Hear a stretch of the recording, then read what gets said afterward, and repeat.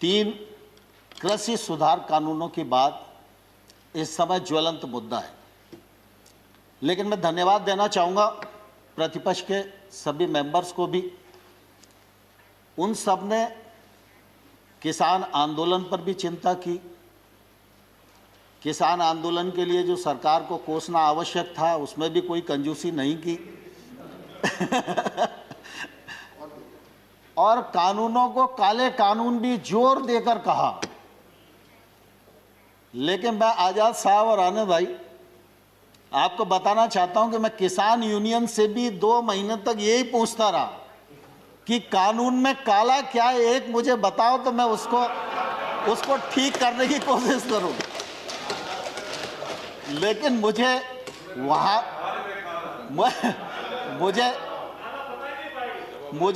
वहां भी मालूम नहीं पड़ा। और जब प्रतिपक्ष के मेंबर्स ने भी, दीपेंद्र भाई आपका भी भाषण मैंने सुना, तो मैंने गौर से सुना कि कानून खराब है, कानून को रिपील कर दीजिए, वो हो ही जाएंगे और ऐसा वैसा सब लोगों ने अपनी बात की और करना भी चाहिए उन्हें। लेकिन कानून के प्रावधान को ये किसान के प्रतिकूल है, यह कम से कम किसी ने बताने की कोशिश नहीं की। मैं सर आपके सामने ही बैठा हुआ था। दूसरा, मैं सभापति महोदय आपके माध्यम से आग्रह करना चाहता हूं कि हम लोगों ने ट्रेड एक्ट बनाया। ट्रेड एक्ट में ये प्रावधान किया कि एपीएमसी के बाहर जो एरिया होगा वो ट्रेड एरिया होगा। वो किसान का घर भी हो सकता है, वो किसान का वेयर हाउस भी हो सकता है, उसका खेत भी हो सकता है। कोई भी व्यक्ति किसी भी स्थान के लिए किसी भी कीमत पर किसान वहाँ से अपने उत्पादन को बेच सकने के लिए स्वतंत्र है। ये हमारा एक्ट इजाज़त देता है। एपीएमसी के बाहर अगर कोई ट्रेड होगा तो उस पर किसी भी प्रकार का ना तो राज्य का टैक्स लगेगा ना केंद्र का टैक्स लगेगा। अब एपीएमसी के भीतर राज्य सरकार का टैक्स है, एपीएमसी के बाहर केंद्र सरकार का एक्ट है। केंद्र सरकार का एक्ट टैक्स को खत्म करता है और राज्य सरकार का जो एक्ट है वो टैक्स देने के लिए बाध्य करता है। तो मैं आपके माध्यम से किसानों को भी पूछना चाहता हूं और विशेष रूप से पंजाब के किसानों को भी पूछना चाहता हूं। उनके यहाँ थोड़ी परिस्थितियां अलग हैं, आड़तिया का कमीशन अलग है, बाकी सब चीज़ें अलग हैं, लेकिन हमने टैक्स को फ्री किया और राज्य सरकार टैक्स ले रही है। तो जो टैक्स ले रहा है और लगा रहा है और बढ़ा रहा है, आंदोलन उसके खिलाफ होना चाहिए या जो टैक्स फ्री कर रहा है उसके खिलाफ होना चाहिए। लेकिन अब देश में उल्टी गंगा बह रही है और मैं सभापति महोदय आपके माध्यम से किसान बंधुओं को भी कहना चाहता हूं और प्रतिपक्ष के मित्रों को भी कहना चाहता हूं, भारत सरकार नरेंद्र मोदी जी का नेतृत्व पूरी तरह किसानों के प्रति प्रतिबद्ध है, किसानों के प्रति समर्पित है। किसान आंदोलन के लिए हम लोगों ने लगातार उनको सम्मान देने की कोशिश की है, 12 बार ससम्मान बुलाकर बातचीत की है। एक शब्द भी हमने उनके बारे में इधर उधर नहीं बोला, संवेदनशीलता के साथ विचार किया है। लेकिन हमने ये जरूर कहा है कि आप प्रावधान में कहाँ गलती है विनम्रतापूर्वक हमारा ध्यान आकर्षित करिए।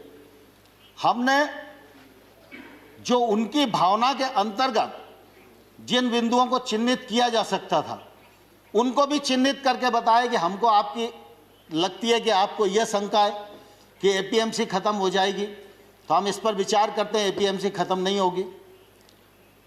हमने एक के बाद एक उनको प्रस्ताव देने का भी प्रयत्न किया, लेकिन मैंने साथ में यह भी कहा कि अगर हम भारत सरकार किसी भी संशोधन के लिए तैयार है, इसके मायने ये नहीं लगाना चाहिए कि किसान कानून में कोई गलती है। लेकिन किसान आंदोलन पर है, पूरे एक राज्य में गलत फहमी का शिकार हैं लोग। एक ही राज्य का मसला है। Please don't interfere. Let him speak. Please don't. We are very short on time. सभापति महोदय, किसानों को इस बात के लिए बरगलाया गया है कि ये कानून आपकी जमीन को ले जाएंगे। मैं कहता हूं कॉन्ट्रैक्ट फार्मिंग के एक्ट में कोई एक प्रावधान बताए, कोई एक प्रावधान बताए। खड़गे जी, खड़गे जी दुनिया जानती है, खड़गे जी दुनिया जानती है, पानी से खेती होती है, खून से खेती सिर्फ कांग्रेस ही कर सकती है, भारतीय जनता पार्टी खून से खेती नहीं कर सकती। और इसलिए मैं सभापति महोदय आपके माध्यम से कहना चाहता हूं, कॉन्ट्रैक्ट फार्मिंग एक्ट का कौन सा प्रावधान है जो प्रावधान किसी भी व्यापारी को उस किसान की जमीन छीनने की इजाजत देता है? लेकिन लोगों को भड़काया जा रहा है, जमीन चली जाएगी।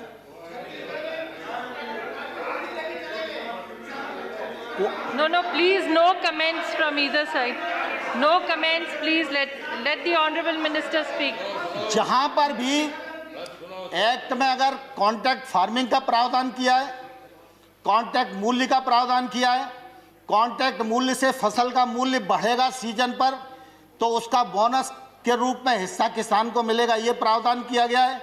और किसान इस एक्ट से कभी भी बाहर हो सकता है, व्यापारी कभी भी बिना पैसे दिए इस एक्ट से बाहर नहीं हो सकता। और मैं सभापति महोदय आपके माध्यम से कहना चाहता हूं, पंजाब सरकार का कॉन्ट्रैक्ट फार्मिंग एक्ट उठाइए, हरियाणा सरकार का कॉन्ट्रैक्ट फार्मिंग एक्ट उठाइए, और वो तो हुड्डा जी के समय पारित हुआ था। और आज अरे प्लीज,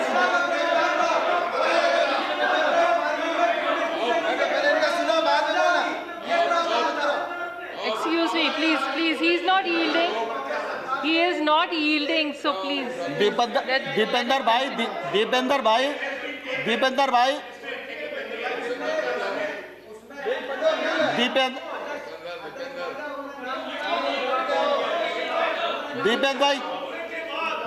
प्लीज, अरे मुझे स्पष्ट तो करने दीजिए। You still have a member. You can speak. You can reply later. नहीं, आपका नहीं लिया मैंने। माननीय सभापति महोदय, मैं स्पष्ट करना चाहता हूं कि इन राज्यों के अभी लगभग 20-22 राज्य ऐसे हैं जिसमें कॉन्ट्रैक्ट फार्मिंग ने के लिए नया एक्ट बनाया है या उन्होंने एपीएमसी में शामिल किया है। नहीं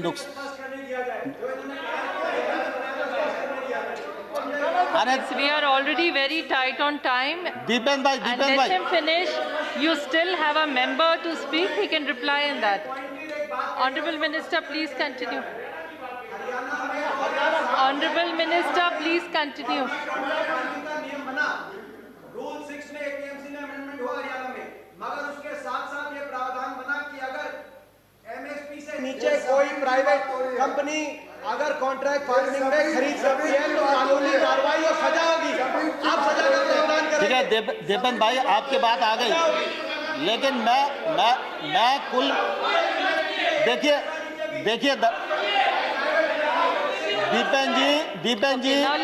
दीपन जी सवाल इसका नहीं है कि उस एक्ट में क्या लिखा है, सवाल इसका है कि कॉन्ट्रैक्ट फार्मिंग एक्ट है या नहीं है, और कॉन्ट्रैक्ट फार्मिंग एक्ट कब बना, और उस कॉन्ट्रैक्ट फार्मिंग एक्ट में अगर किसान गलती करेगा तो किसान को जेल जाना पड़ेगा, ये प्रावधान पंजाब के एक्ट में है, और ये पंजाब सरकार के एक्ट में है, और जो भारत सरकार ने एक्ट बनाया है उसमें किसान कभी भी बाहर हो सकता है। आप झूठ बोलेंगे तो हम सुनेंगे नहीं। देखिए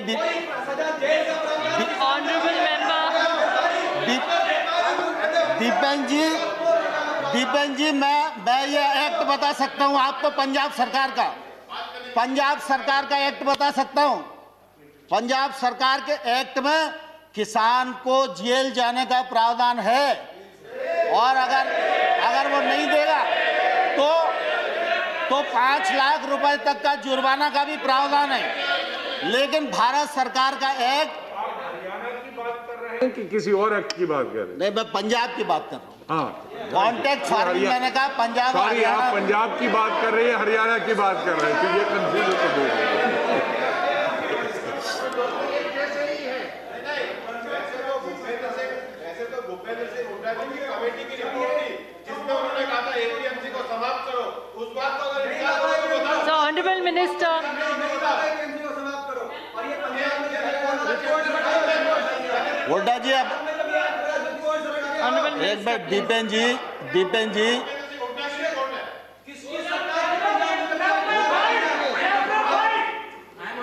yes, yes, sir. When any reference has to be made to a person और state or a state Under which and the individual rule? person Under which rule is are not you present putting up here. the point of order? and about a report Sarbaji, under which which? is neither an official report nor a government report. So those Under which references must rule, be- Sharma ji, are you making the point of order? Deependra ji, Hasn't given the Deepen ji rule. Please, Deepen ji please. Honorable Minister, please sit. Please sit, let him sit. देखिए, ये Honorable contact member, farming act honorable member. और ये trade act, ये सब हुड्डा जी की recommendation के कारण आए। कान खोलकर सुन लो, ये हुड्डा कमेटी की रिपोर्ट के कारण आए। और अब जब दोबारा से कृषि पर बहस हो, जब कृषि पर बहस हो, तब आप पढ़ के आना और बहस करना, मैं जवाब Under which दूंगा आपको। rule, sir? Bhupendra Yadav ji has a point of order. Please say under Bhupendra which ji. rule and Madam, माननीय सभापति महोदय, Bhupendra Rule Yadav ji. 238, Rule 9, shall not obstruct proceeding, his or interrupt and avoid making running commentaries with speeches are being made in the council. उनको जरा restrict करिए. Now, honorable members, please realize we are very short on time. And नहीं, let the सभापति महोदय, honorable बस मैं minister 2 minute finish में his समाप्त speech. कर रहा हूँ। You still have one member who can speak, so they can respond to what honorable minister is saying. So, माननीय honorable सभापति minister, ji, please don't give a माननीय chance and सभापति जी, complete it. मैं आपके माध्यम से सदन को बताना चाहता हूं, खरीद में ट्रांसपेरेंसी आए, ई ट्रांजैक्शन बढ़े, किसान को वाजिब दाम मिले, इलेक्ट्रॉनिक ट्रेड बढ़े, इसके लिए 1000 मंडियों को इनाम मंडी के रूप में परिवर्तित किया और 1000 और अब कर देंगे, बजट में प्रावधान हो गया। इसी प्रकार से लगातार हमने कोशिश की है कि कृषक की आमदनी दोगुनी हो और किसानी का योगदान देश के जीडीपी में तीव्र गति से बढ़े। ये जो कृषि सुधार बिल हैं, ये बिल भी इसी दिशा में एक महत्वपूर्ण कदम है। मैं आपके माध्यम से सारे सदन को भी और सारे किसान भाइयों को भी ये कहना चाहता हूँ कि प्रधानमंत्री नरेंद्र मोदी जी किसानों के लिए समर्पित हैं और रहेंगे। नरेंद्र मोदी जी ने कृषि सुधार बिल जो लेकर आए हैं, वो किसान के जीवन में क्रांतिकारी परिवर्तन लाने वाले हैं, किसान की आमदनी बढ़ाने वाले हैं और देश आगे बढ़े, गांव आगे बढ़े, किसान आगे बढ़े और देश का इकबाल पूरी दुनिया में बुलंद हो, इस उद्देश्य के साथ मोदी सरकार इस देश में काम कर रही है। माननीय सभापति महोदय, बहुत बहुत धन्यवाद।